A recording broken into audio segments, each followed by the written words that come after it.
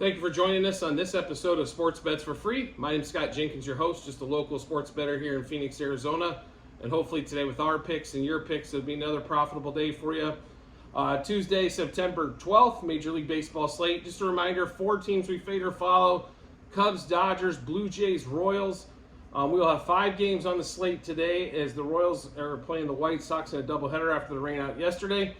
They actually will be the first game for us to go. Brady Singer, Dylan Cease, the matchup we were supposed to have yesterday of who is going to blow up first. White Sox, a little bit of a favorite here. A little bit less than they were yesterday with the same pitching matchup. So minus 135 roughly, depending on what site you're on that one.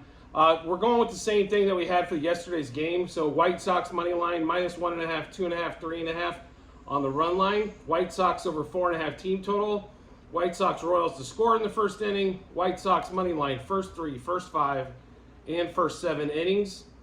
Brady Singer over 2.5 earned runs and over 1.5 walks. And then we're also going to do Brady Singer under 4.5 strikeouts.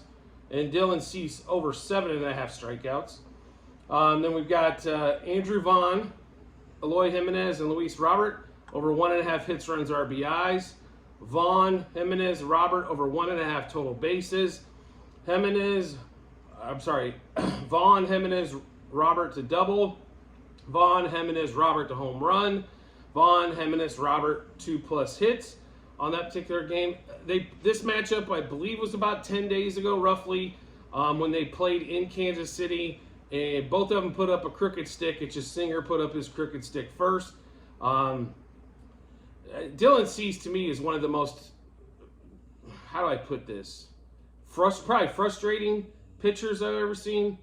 Has unbelievable stuff, and can't, normally, though, when he gets in trouble, he gives up the big inning. He can't seem to get out of it.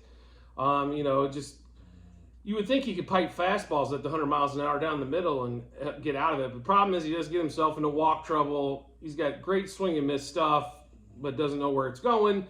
Brady Singer, after the fantastic year he had in 22, 23 has been the total opposite of that. So I don't know if it's just mainly because he's a 2-pitch pitcher and they've caught on to lay off the slider and hit the 2-seamer, but it's been a disaster of a year for Brady. And he'll have one great start out of like every 6 or 7, and then the other 6 or 7 are just like, it's like Jordan Lyles reincarnated out there. So, who unfortunately, because I'm not going to take the White Sox sweeping here. We've got to take the Royals in the second game. So we're hoping the Royals can save all their run production for the second game, as they're probably going to need it with Jordan Lyles pitching. But we'll get to that game here in just a little bit. But it should be, one of those things. It's I don't know, like both teams aren't going anywhere, right? These games really don't mean anything standings-wise. They mean stuff to the players. These are where contracts are made. When your team's out of it, but you're still putting up good numbers, that's going to get you paid. So these are extremely important games to the players, even though sometimes they act like they don't want to be there and pack up their stuff and go on vacation.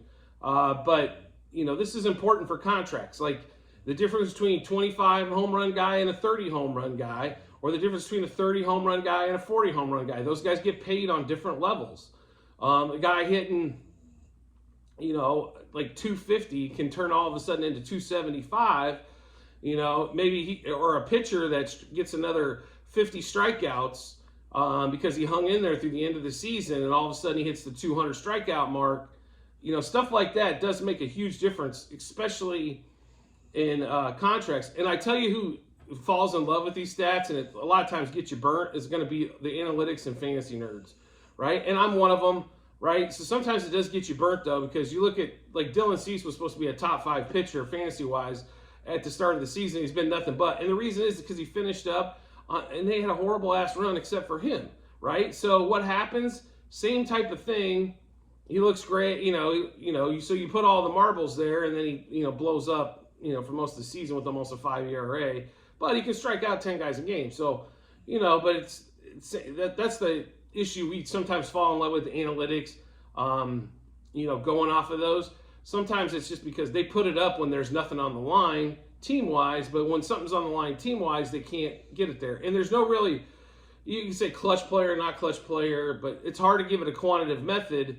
Like who determines if they're really in it or out of it when they're saying, well, okay, well, in games that don't matter, he's a 5 ERA, he's a 2 ERA, but in games that matter, he's a 5 ERA. It's hard to quantify that. So, but we'll run through this White Sox Royals game one more time. White Sox money line -1.5, 2.5, 3.5 on the run line. White Sox over 4.5 team total. White Sox Royals over half a run first inning. White Sox money line first 3, first 5, and first 7 innings. Brady Singer over 2.5 earned runs, over 1.5 walks, and we're going to throw under 4.5 strikeouts. Dylan Cease over 7.5 strikeouts. Let's see here. Andrew Vaughn, Eloy Jimenez, Luis Roberts over 1.5 hits, runs, or RBIs. Vaughn, Jimenez, Robert over 1.5 total bases. Vaughn, Jimenez, Robert to double. Vaughn, Jimenez, Robert to home run. Vaughn, Jimenez, Robert for 2+ hits. They all have great success going against Brady Singer. Next game up for us, before I get into my rant here, is going to be Rangers, Blue Jays. Scherzer versus Jinru. Yesterday or last night, somehow the Blue Jays got posted as a favorite at like -115, 112, depending on the book. And I understand this is statistic driven and power ranking driven, and then home field plays a part of it. But the Blue Jays are an absolute effing joke. Let's just go with that. Yesterday, Bo Bichette gets 0 for whatever, 27, along with him and Vlad. You guys are hitting 2 and 3 in the lineup, and you went 0 for the fucking moon.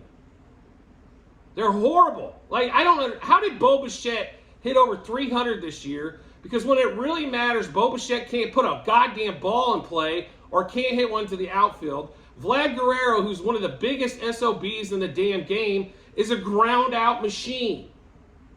How the hell does this happen? Now, Chris Bassett didn't help matters, right? That's fine. But going against the Rangers, you're going to have to do what? Score runs. It doesn't matter if you have your goddamn... If Jesus went out there and was pitching, he was still going to give up 3 to the Rangers. Their offense, with all the injuries they've had, is still phenomenal. What the hell? This Blue Jays team, how are you in a playoff hunt? Seriously. Like, did you have 30 extra games against the A's, Rockies, and Royals? I tell you, we fade or follow this team every day this year. This will be the last year of this effing Blue Jays team, I promise you. Because this has been the most frustrating thing I've ever seen in my life. Their bullpen, horrible. Starting rotation gives up way too many homers. And the offense is so... If it wasn't for Davis Schneider, this team would be 10 games out of a freaking wild card right now. This kid came up, and he's done nothing but help them win. And yet they keep fucking this kid around up in the lineup. Why is he hitting 5th? Why is Brandon Belt, the biggest joke of a first baseman I've ever seen in my life, why is he hitting 4th? I don't care about righty-lefty. Belt should never hit above 6th. Period. I don't care who you got. Brandon Belt, oh my God. Like, seriously, Springer did his job from the leadoff spot, gets a couple more hits yesterday. Schneider gets a couple hits. I don't even know how the hell they scored any runs at all, but they gave up I think it was 300-3 was the final score. Guerrero and Bichette are supposed to be the stars of this team. These are the dudes that are going to, be this, that, and the other. I don't get it. Bichette, if he's hurt still and not back, then don't play him. Put in somebody else. I just don't get it. I really don't. Like, this team has got pitching, hitting, and everything else, and none of them can execute or perform. It's absolutely ridiculous. Like, the GM of this team should get, like, 25 stars, and the players should get, like, -5 stars. That's how the teams went. Springer hasn't had his... But, Springer wasn't the Springer of the Astros, but when you signed him, you knew that wasn't going to be the case. You knew he was a great player. He could lead off for you. Right? But he was never, he was 32 years old then. What is he, like 34 now? He was never going to get you the same stats. He was coming out of his prime, right? But he's still hitting 250, 260, and he does get on base. Like, I don't get this team at all. I really don't. Bichette, I somehow hit over 300, but his power numbers are not where they were. Vlad has turned into the biggest freaking ground ball hitter I've ever seen. A dude that big should never hit the ball on the ground, period. Like, let's be realistic. So, as I make this vow today, the Blue Jays will not be one of the teams that we fade or follow next year, so we'll have to replace at least them. Hell, I've been a Cubs fan since birth, and I'm getting close to replacing them as well, even though they won yesterday. But anyway, getting back to this Rangers-Blue Jays game, we are taking the Rangers today, as I think we might fade the Blue Jays the rest of the season. But Rangers money line, -1.5, 2.5, 3.5 on the run line. Rangers over 4.5 team total. Rangers money line, first 3, first 5, first 7 innings. Jinru over 2.5 earned runs. Max Scherzer under 2.5 earned runs. Scherzer over 17.5 outs recorded. Then the batting side, Seager, Semien, and Garver over 1.5 hits, runs, RBIs. Seager, Semien, and Garver over 1.5 total bases. Seager, Semien, Garver to double. Seager, Semien, Garver to home run. Seager, Semien, Garver for 2+ hits. I don't know the exact lineups in this game. This might change. Make sure you do check out the Google sheet in the comments section, as it'll have their updated plays on there. I think these 3 guys should play. The lefty against Seager, maybe they sit him. I hope not, because Corey Seager to me is he's one of the most exciting players in baseball. He's just had, he has health issues, right? He's going to miss. He's probably going to give you 120, 130 games. Unfortunately, probably never going to give you the full buck 62, but on that one. But we'll run through this game one more time. Rangers money line, -1.5, 2.5, 3.5 on the run line. Rangers over 4.5 team total. Rangers money line, first 3, first 5, first 7 innings. Jinru for the Blue Jays over 2.5 earned runs. Is every goddamn pitcher for the Blue Jays gives up 3. Doesn't matter what they're doing. Scherzer under 2.5 earned runs and over 17.5 outs. Seager, Semien, and Garver over 1.5 hits, runs, RBIs. Seager, Semien, and Garver over 1.5 total bases. Seager, Semien, Garver to double. Seager, Semien, Garver to home run. And Seager, Semien, Garver for 2+ hits. Then we get into game 2 for the Royals White Sox, the doubleheader. Lyles versus Toussaint on this one here. There's not a ton out for this game yet. We are going Royals this particular game. I know it's Jordan Lyles. Trust me, I'm not enjoying it much either. But I don't think the White Sox are going to sweep. But right now we've got Royals money line, +1.5, +2.5, -1.5, -2.5. Royals over the 4.5 team total. Royals White Sox to score in the first inning. Royals money line, first 3, first 5 innings. Royals +0.5, first 7 innings. I'm sure we're going to have batting props. Probably won't take anything pitcher related, but the batting props not quite out yet. Those will probably be out after game 1 at some point. But I'm assuming that if Nelson Velasquez plays, he'll be in there. Bobby Witt, if he plays, he'll be in there. And it's going to be probably a coin flip of Garcia or Melendez, as we'd like to take 3 guys there, as 2 is profitable, 3 is extremely profitable when we get those guys there. 4 is kind of, you need 3 or 4 to hit. So, but we do like 3 guys there for sure. But we will get back to that. But to run back so far, what we've got, Royals, game 2, Royals money line, +1.5, +2.5, -1.5, -2.5 on the run line. Royals over 4.5 team total. Royals White Sox over 0.5 run first inning. Royals money line, first 3 and first 5 innings. Royals +0.5 first 7 innings. And the reason why we weren't plus earlier is just the juice is getting out of control. So we'll take the money line, keep the push and play on those particular ones there. Next game up for us is going to be Cubs-Rockies. For some reason, the Cubs tinker with the line. They finally got the lineup right, and then guess what happens? Oh, well, let's go tinker with it again. We'll move Bellinger against the left-handed pitcher up to the 3rd hole, Suzuki down to the 4, and somehow we score barely squeak that game out and only score 5 runs in Colorado, which you're extremely lucky to win with 5 runs. As the team total, for just to give you an idea, the expected team total at 6.5 is the line, right? So they're expecting probably 6 runs is kind of where that number comes in. They could fall at 6 or they could fall at 7, and the book deems it right in the middle, right? So on their average expected outcome, the Cubs should finish with 6 or 7. Ian Happ, once again, is a dud. I don't quite understand why they couldn't hit the left-hander. It's weird, right? Like, the Cubs are pretty right-handed. They have a lot of right-handed hitters, but for some reason, left-handed pitching seems to give him problems, except for Yan Gomes and Morel. So Yan Gomes, like I mentioned yesterday, I left him out of the 2-hit prop, and what does he do? He hits 3. You know what I mean? That's kind of what you run into. Suzuki normally hits left-handed pitching well and didn't come through yesterday for one of his, probably second time in over a month. So there was a lot of factors going on. I do not understand this tinkering with the lineup. You put Suzuki at third, you scored 5-6 runs, and it wasn't in Colorado, and you won, and then you want to go tinker back the next day. I swear David Ross probably had freaking Ian Happ in the 3-hole today. Like, are we kidding? Seriously? Bellinger's been at the 4-hole the whole freaking season almost. Like, for at least 2 months of the season. Leave him in the 4-hole. Don't mess around with it. Like, I really don't get it. Like, and I guarantee you Tauchman's probably leading off today, which always makes me, like, he better take some walks. I mean, here's the thing with Tauchman. If he can get walks and work the count and at least get the pitch count up, I'm fine with him at the 1-hole. The problem is when he swings at the first pitch. I don't care if it's your best pitch you're going to see, Tauchman. You are the leadoff hitter. You need to look at a pitch. In fact, we'd appreciate it if you work the count. You're not a home run guy. The first pitch is not going to be so juicy that you're going to knock it out of the park. You're a singles doubles guy, right? Or walks. So what's as good as a single? A walk. Put it behind the bats behind you. If you're going to lead off the inning, that's fine.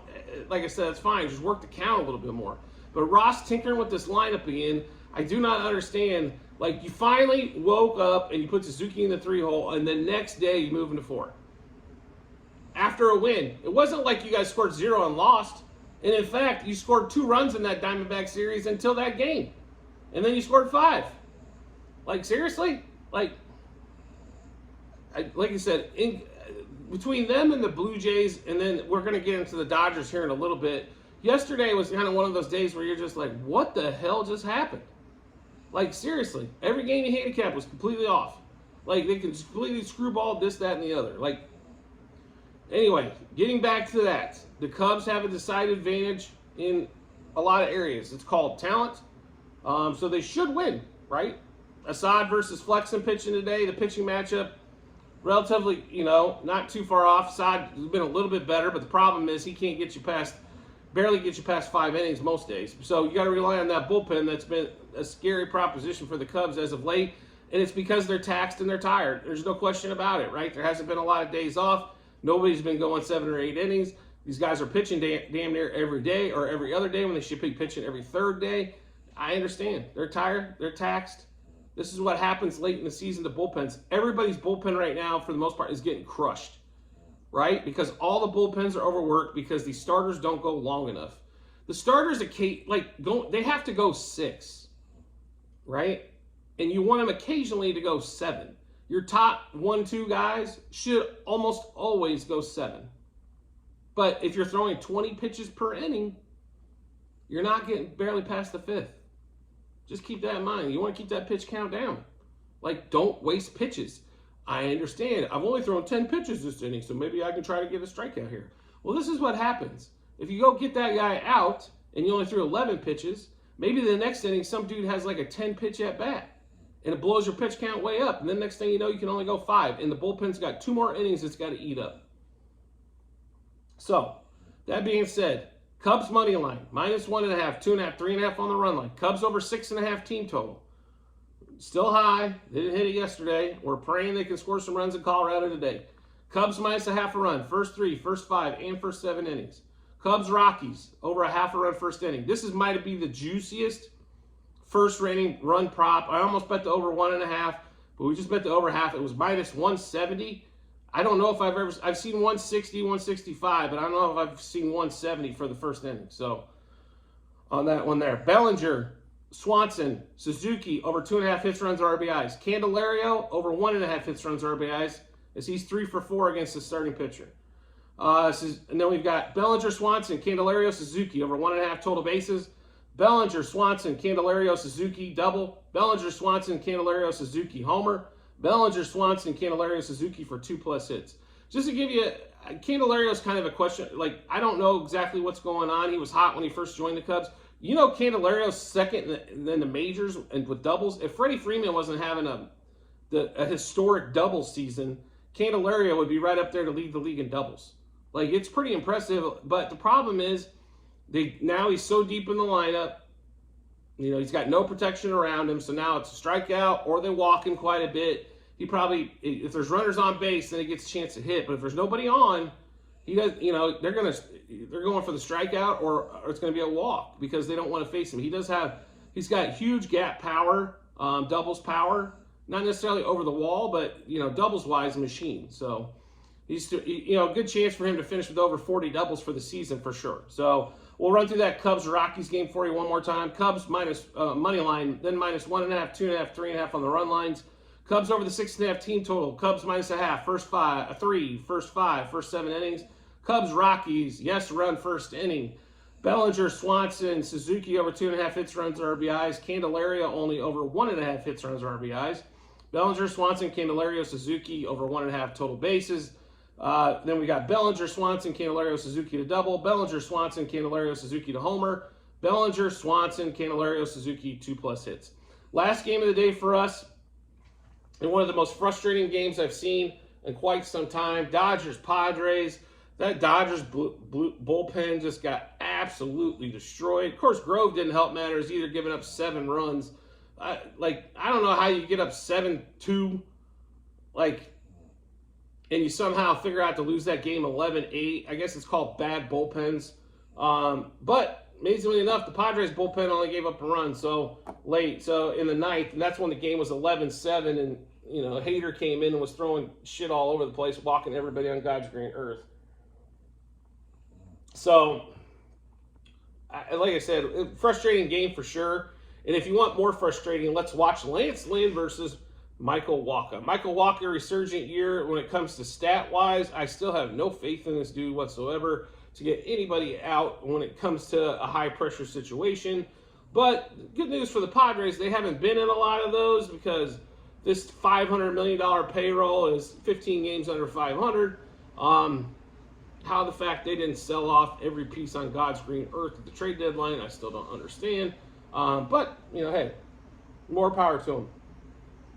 We are taking the Dodgers today. We are praying Lance Lynn does not look like he has on his last 3 starts. If he does, we're probably going to lose all this. So, but this is what it's going to boil down to.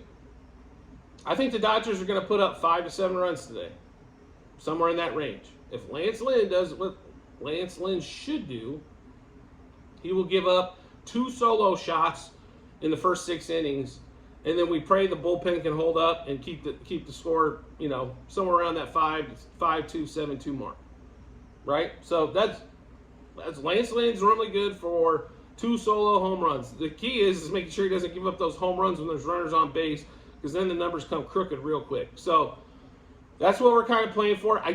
Like I said, Will Smith hitting third, I still don't understand. How many times does he have to go 0 for with runners in scoring position in order for him to move him down the lineup? I don't get that one. Walker's pitching today, so I'm sure we're going to see the left-handers. I think Peralta might be hurt. Hayward, I'm sure we'll see Hayward today. Muncy, obviously, Freddie Freeman, Mookie, stuff like that. But you're not going to see Rosario probably today unless it's a pitch hitting role. And then we'll get some mixture of Kiki, Rojas, and Rosario. But the right-handed pitcher, so God forbid Rosario get in versus a right-hander. And then, then we've got. Then what? J.D. Martinez, I don't know if he's going to play. So the lineup could be all over the place. So we stuck with guys in this lineup that we pretty sure are going to play regardless. So on this one, but we are taking Dodgers money line today against the Padres, minus 1.5, 2.5, 3.5 on the run line. Dodgers Padres over a half a run first inning. So yes, run first inning. Dodgers money line first 3 innings. Dodgers minus a half first 5, first 7 innings. And I will tell you the only reason we took money line first 3 instead of minus a half is because I have some juju about what the number was. So on DraftKings, just for example, on the first 3 innings, it's plus 114. And I swear every time there's a plus 114 bet, it's like the kiss of death. So instead of taking that, we'll eat the juice and play money line first 3. I don't know what it is, but it's almost like minus 165 on the HRR prop. It's almost a guaranteed loss. So it is Dodgers money line first 3, Dodgers minus a half, first 5, first 7. I'm scared of both these pitchers, so therefore we'll stay away from the pitching props. But Dodgers over 4.5 team total. Then we're going to take Freddie Freeman and Max Muncy over 1.5 hits, runs, RBIs, and Mookie, who had a great game yesterday. Welcome back. Over 2.5 hits, runs, RBIs. Freeman, Muncy, and Betts over 1.5 total bases. Freeman, Muncy, Betts double. Freeman, Muncy, Betts homer. Freeman, Muncy, and Betts 2+ hits. We might play one more hitter here, but just make sure you check out the Google sheet. You'll be able to tell if we updated anything on that side. But we'll run through this game one more time. Dodgers money line, minus 1.5, 2.5, 3.5 on the run line. Dodgers Padres, yes run first inning. Dodgers money line first 3 innings. Dodgers minus a half first 5 and first 7 innings. Dodgers over the 4.5 team total. Freddie Freeman and Max Muncy over 1.5 hits, runs, RBIs. Mookie Betts over 2.5 hits, runs, RBIs. Freeman, Muncy, Betts over 1.5 total bases. Freeman, Muncy, Betts double. Freeman, Muncy, Betts homer. Freeman, Muncy, Betts 2+ hits.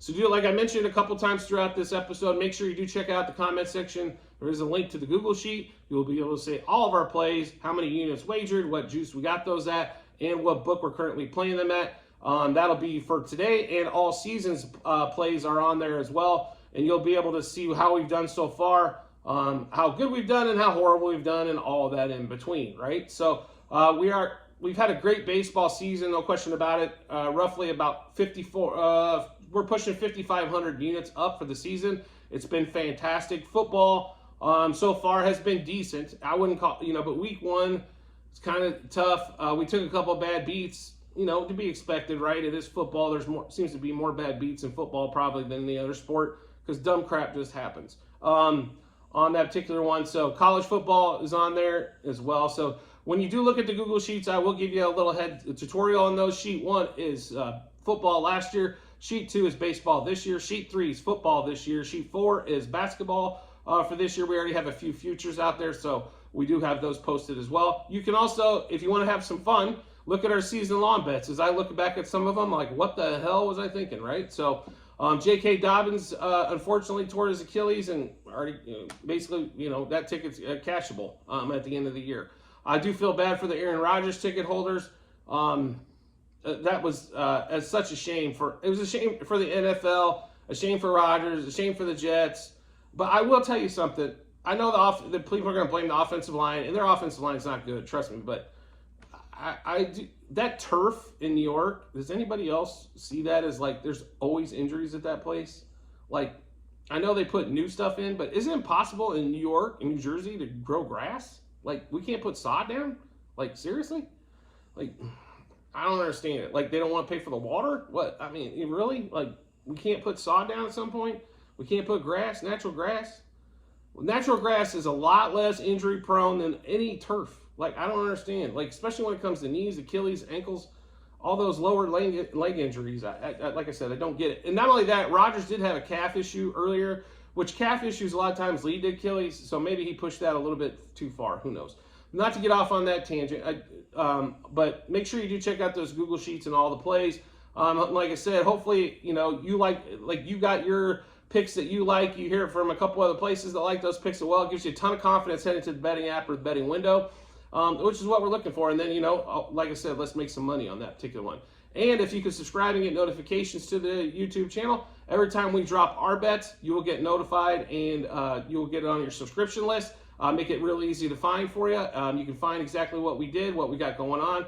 And there's also a lot of other stuff besides the baseball and football shows and basketball shows. When it comes up, there's going to be a lot of other stuff. We do prop bet of the day. We'll have that coming out a little bit later today as well. We've got one of those every day for the NFL season, as there's normally a prop bet available every day. Also, you're going to have shorts or best bets on college football, best bets on baseball, best bets on Formula One, as we're really into Formula One, English Premier League. So we like a lot of different sports. UFC, we like a lot of different sports, like a lot of you, fans out there do as well.